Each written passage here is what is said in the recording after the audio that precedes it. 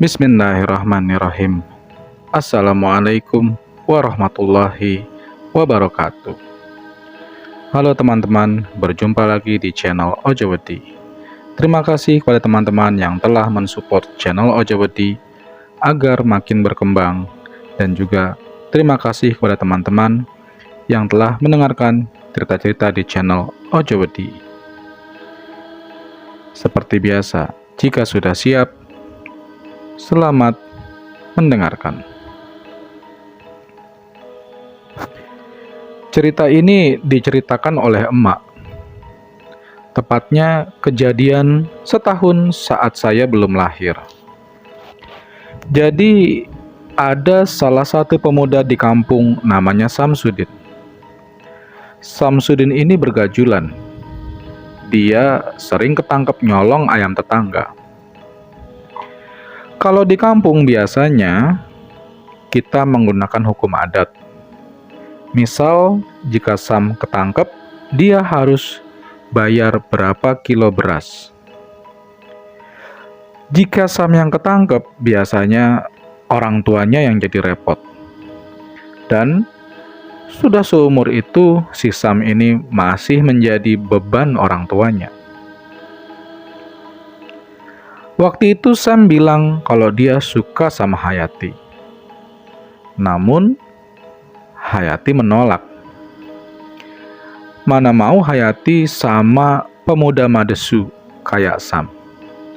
Masa depannya suram.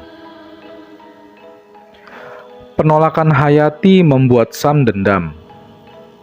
Maka saat bersama dua temannya, Sam curhat. Sebut saja dua temannya ini Rudi dan Kuncit. Mendengarkan keluh kesahnya Sam, Kuncit berkata kepada Sam, "Kalau kata orang zaman tua dulu, cinta ditolak, dukun beranak." Rudi lalu menimpali, "Dukun bertindak kali, Cit," kata Rudi. "Oh iya, itu maksudku. Ndak perlu ke dukun. Pakai minyak dilah saja," kata ibuku. "Minyak dilah bisa bikin cewek jatuh hati, nempel terus kayak perangko," kata Rudi. Minyak dilah? Sam penasaran. "Iya, itu artinya minyak dari lidah mayat."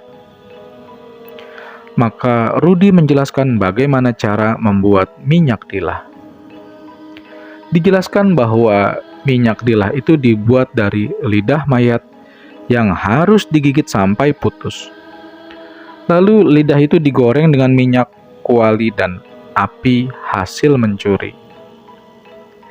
Sam bergidik ngeri. Apa yang dijelaskan Rudi terdengar mengerikan. Rasa-rasanya dia tak akan melakukan itu. Tapi 3 bulan kemudian terdengar kabar Hayati akan menikah dengan pemuda kampung sebelah. Romlan namanya.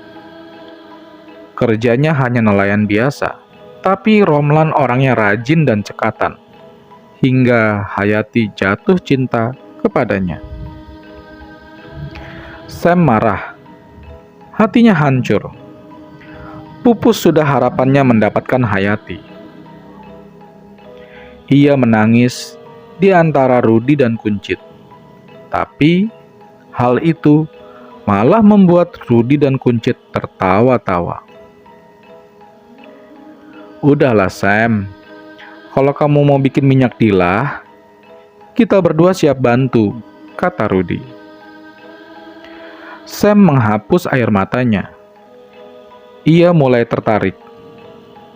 Jadi, besok malamnya, pukul 12 malam, ketika seluruh kampung sedang tertidur, Sam, Rudi dan Kuncit pergi ke kuburan di ujung kampung.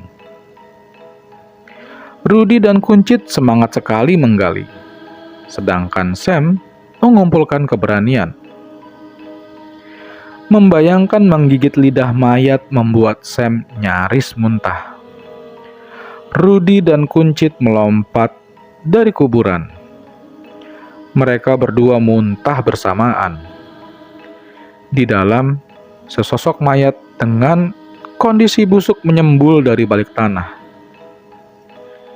Aromanya membuat Sam gentar.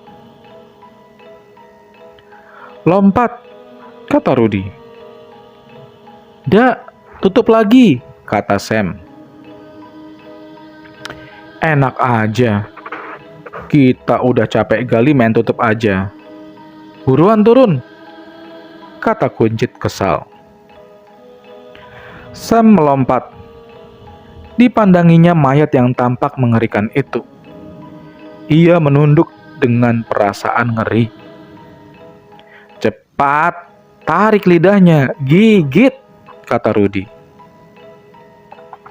"Kau saja yang gigit," kata Sam. "Kau yang mau sama Hayati, kenapa aku yang suruh gigit? Cepat, atau kami kubur kau di dalam, Sam," kata Kuncit. Ditariknya lidah mayat tersebut. Sudah berlendir karena mulai membusuk. Bangkai ini dibayanginnya saja sangat menjijikkan. Sam menjepit hidungnya. Didekatkannya mulutnya ke lidah mayat itu. Tak pernah dibayangkannya ciuman pertamanya akan dilakukan dengan mayat. Dibayangkannya bibir Hayati yang merah ranum. Sekali gigit, lidah tak putus. Lendir menetes membasahi bibirnya.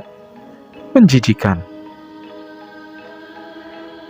Gigitan kedua, lidah yang mulai membusuk itu lepas. Tak lama, Sam lalu muntah. Lidah di mulutnya bercampur muntahannya. Sam mengangkat lidah yang sudah putus. Dimasukkan ke dalam plastik yang sudah disiapkan. Ia lalu melompat keluar. "Tutup lagi," seru Sam. Ia masih merasa mual. Begitulah Cit, kalau orang sudah jatuh cinta. Jadi bodoh dia, kata Rudy berbisik. Hahaha. Kuncit tertawa terbahak-bahak. Lalu, sekian detik kemudian, terdengar tawa lait. Rudy dan Kuncit bertatap-tatapan.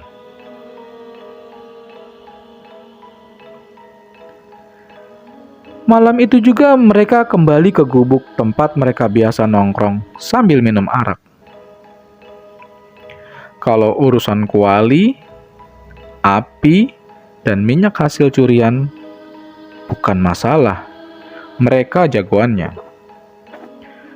Maka digorenglah lidah itu dengan sedikit minyak. Dari lidah mayat itu mengalir cairan. Cairan itulah yang disebut minyak dilah. Minyak yang kemudian dikumpulkan Sam ke dalam sebuah botol kecil. Sam tidur ketika pagi menjelang. Tak sabar rasanya ia ingin mengoleskan minyak pada Hayati. Sore harinya ketika Hayati hendak pergi ke sungai untuk mandi, Sam mendekati Hayati. "Ah, Sam, kan sudah kubilang ya, kamu jangan dekatin aku lagi. Kamu tahu kan, aku sudah punya tunangan." Sam menjawab, "Cuma tunangan, belum nikah. Masih bisa aku rebut kau itu." Sambil mencuil dagu Hayati. Yang Hayati tak tahu, jari Sam telah diolesi minyak dilah.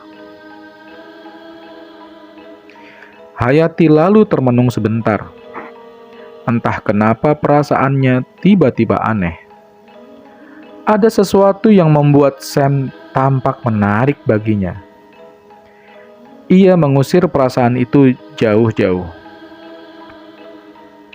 Ketika malam datang dan berkumpul bersama teman-temannya, Sam menceritakan reaksi Hayati.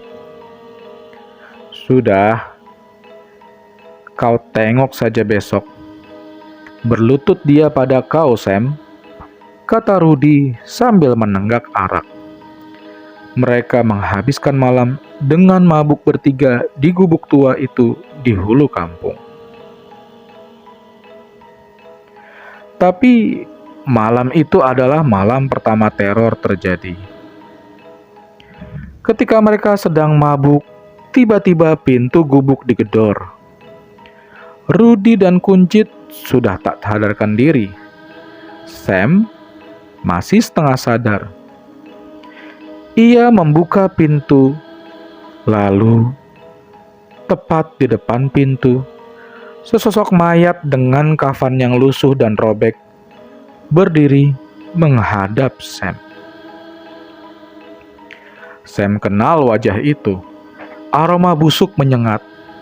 Antara sadar dan tak sadar, Sam menutup pintu itu dengan keras. Keringat dingin keluar dari seluruh tubuhnya. Dari balik pintu, sosok bayangan mayat itu seperti menerjang Sam. Udara terasa dingin. Bulu kuduk Sam merinding. Sosok itu lesap seperti angin. Nafas Sam terengah-engah. Ia tak dapat tidur malam itu. Besoknya, Sam cerita ke Rudy dan Kuncit. Ia ditertawakan karena dianggap sedang mabuk. "Mungkin kau masih kebayang saja, Sam. Nah, bayangan wajah mayat itu yang bikin kamu berhalusinasi," kata Rudy. "Iya juga ya," pikir Sam. Tapi tingkah Hayati benar-benar berubah. Ia tampak senang ketika Sam mendatanginya. "Dari mana saja sih Bang Sam? Sudah dari tadi Hayati menunggu abang. Abang mau temanin Hayati mandi di sungai nggak?"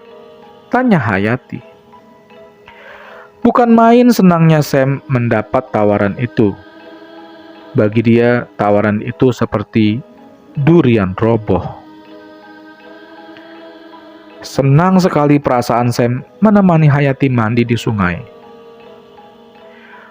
Walau ia hanya duduk di tepian, melihat Hayati berenang di antara batu-batuan sudah membuat Sam mabuk kepayang. Tapi siang yang menyenangkan itu disusul mimpi buruk Sam. Mayat itu hadir dalam mimpi Sam. Wajah busuk mengerikan penuh ulat itu membuat Sam terbangun gemetaran. "Aku juga melihatnya semalam," kata Kuncit pada Sam ketika mereka bertemu siangnya. "Waktu aku terbangun, aku melihat dia berada di atasku," kata Kuncit. "Terus?" kata Sam penasaran. "Dia menggigit lidahku," kata Kuncit. "Kamu diam." "Aku pingsan. Karena aku bingung, lalu aku pingsan," kata Kuncit. Orang tua Hayati marah besar ketika Hayati ingin membatalkan pertunangannya. Ia lari ke Sam dan bercerita. Sam mendengar cerita Hayati dengan seksama. Dipeluknya Hayati. Ah, indahnya. Itulah pelukan pertama Sam kepada Hayati. Perasaan Sam campur aduk. Antara takut didatangi si mayat lagi atau bahagia karena Hayati kini ada dalam pelukannya. Malam ketiga adalah malam paling buruk untuk Sam. Ia, Rudy, dan Kuncit tidur di gubuk kosong tempat mereka sering berkumpul. Rudy masih saja mentertawakan Sam dan Kuncit. Ketika waktu menunjukkan pukul 12 malam, angin bertiup kencang. Udara dingin menembus dinding kayu. Mereka bertiga menggigil. "Apalagi ini?" keluh Sam. "Bukan apa-apa," kata Rudy. Kuncit menggigil di pojok dan merasa takut. Lalu, kembali, pintu terdengar digedor-gedor dengan keras.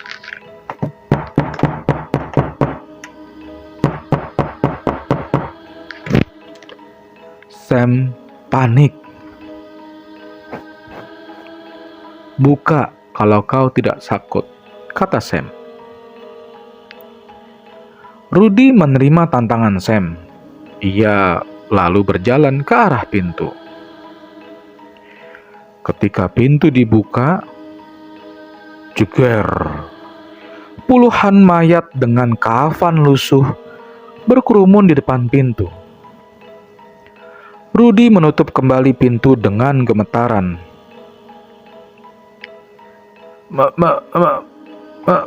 Mereka di sini." Lalu, sekian detik kemudian terdengar penjuru dinding digedor dengan keras.